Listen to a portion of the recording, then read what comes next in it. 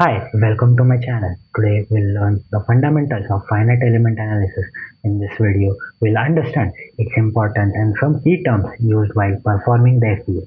We'll also solve a cantilever beam problem and get an overview of the Ansys software. This will be a series of video where I'll cover both the concept and the software side simulation. So let's get started. So in this section of the video, we'll be performing a static structural analysis on a cantilever beam of the given dimensions. As you can see on the right side, I have kept my mouse and my keyboard inputs for you to understand, as well as on my left side, there are toolbox which are been provided by the Ansys. In order to add or subtract the tools, we can do it by just clicking checkbox here, and you can see that we can add or subtract the tool from here. So in order to get this window, we can just I'll clear this one and I'll add a new static structural window. So just we have to drag our mouse over here. After that, you can get this window. You can just name your project here. Like I'll name this as Ansys 1. So I have named this project. This project is not been saved. I'll just do Control S to save this project. I'll save in any of the folder which is available, and the format is the workbench project file. So I'll name this Ansys 1 and save. It is very important to save the project, especially the large project, because most of the memory gets stored in the cache. Like you can see, the window has been appeared. We can click on engineering data. Here the structural steel material is been provided as a default material. We can change this material. We'll do the changes in the further videos, and the properties of the material are being given here. Like you can see the SN curve, the tensile strength of the material, the compressive yield strength. This we can change all these properties. If you have any other material which has some different properties and that is not been provided by the Ansys, you can just add the material here and you can change its properties. So we'll just keep this in default settings.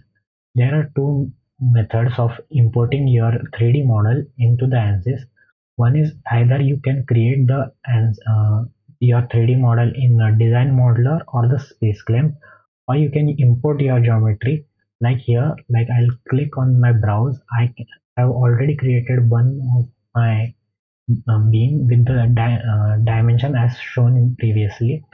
This was been made in SolidWorks. You can make it in CATIA or NX or any other software. I just click on this and import.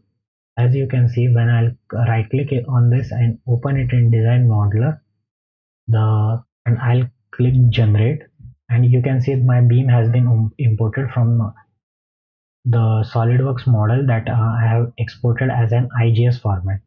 I'll show the another way of doing this, like is to make this beam inside the design modeler.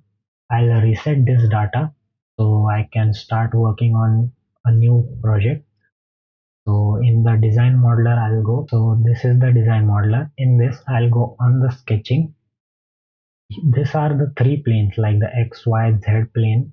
You can rotate this by just clicking the center scroll wheel by the right clicking of the wheel, and you can just select any of the axis which you have to select, and by uh, clicking the escape button you have the choice to unselect. So in this, I'll first make this view as my primary view. So in this, you can see this toggle switches which is being provided here. So in order to design any object, we can just go to the sketching tab. In this, you can see that all of the three planes are being projected. In order to look at a particular plane, you can just click on this and look at option will appear, and you can just you're looking at that plane. Like now I'm looking at the XY plane. So in order to start sketching, I'll choose a rectangle. I can make my rectangle anywhere in the space. I'll just make it from here to here. Now I have just blindly made a rectangle. It doesn't have any dimension. In order to give the dimension, I'll just click on the dimension. As you can see, the height and as well as the width of the rectangle is being shown right here. My dimensions are in mm. The units can be changed by just clicking on the units option, which is on the taskbar. It can be made into meters, centimeters, foot, or inches. You can select on whichever unit you like, or whichever unit suits your design.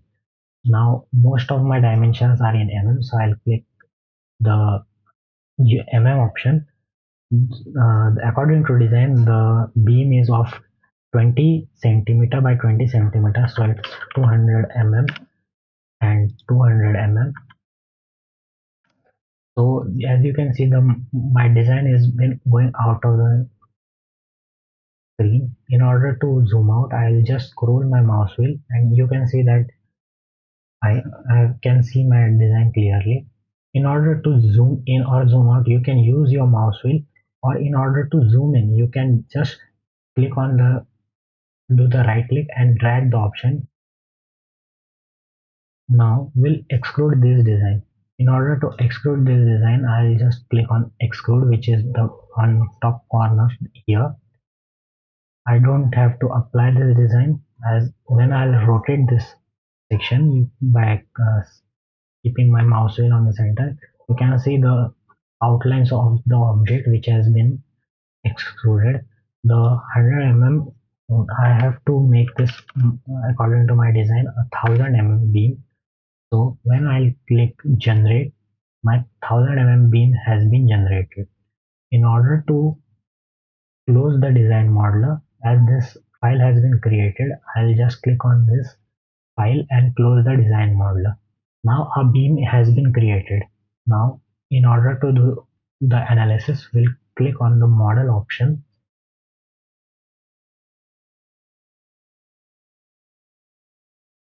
As you can see, my beam has been imported inside this.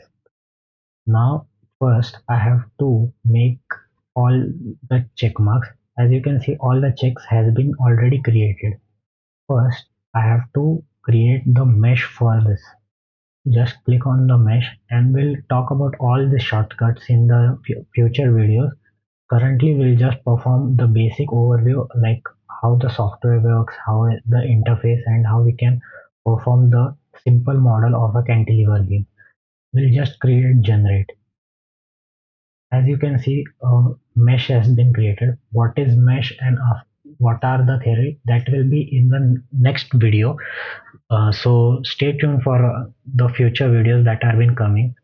So now this mesh has been created. Now we have to apply the boundary conditions for the particular geometry. On the static structure, just will create here, right click and insert. Now you can see most of the things that you will be using all are here. So I just have to create a fixed support for my cantilever beam. Now you can see that here there are objects for the face select, edge select, or the vertex select. I can just click on the face select. So this face I have to be select. Face has to be selected. When I select this face and I click apply, as you can see, a fixed support has been applied to my beam. Now I have to give a force. So I have to apply the force. In order to do that, I'll go in the static structural, insert the forces. In the force, I'll apply, select the geometry which I have to apply. On the edge select, I'll select the edge and apply 1000 Newton meters of magnitude. As you can see, the direction of the force here has been on the right side of the screen. In order to change the direction, I'll first go on the vectors. In the vectors, I'll change the component. In this, I can apply the force in x, y, as well as in z direction. And for the example, I'll apply the force in the y direction, because I have to apply a downward force of 1000 Newton. I'll click apply. As you can see, the force has been applied. You can see the graph of the force which is been applied, and after that we can see, go to the solutions. In the solutions, I have to insert the deformation, so I'll find here total deformation in the beam. You can choose whichever deformation you want, total or directional, but for the example I'll choose the total deformation. Then in insert, I'll insert the stresses. The different types of stresses are been mentioned. I'll just click on the normal stress energy. I'll mm, find the strain energy. Now everything has been set up. Now when I'll click on the static structural, you can see the forces has been applied as well as the fixed support. So I'll just click on solve. Now you can see that my analysis is been carried out. So I'm done with my analysis. Now as I can click on the total deformation, you can see here the total deformation that has been occurred inside the beam. The blue section is the fixed support as well as the red section is the where the force is applied. You can see the magnitude of the force, that is 1.29 into 10 to the power minus 5. That much deformation has occurred in the beam. The normal stresses, as you can see, this is much more been a pixelated image. In order to change this, we can go to the contours, and in this smooths, so you can see the it has been smoothed out. You can play the video of how the deformation has been occurred, like you can see how the bending happens. So thank you for watching. Now we'll solve some different problems as well as increase the difficulty level, and we'll learn another types of machines in the next video. So thank you for watching.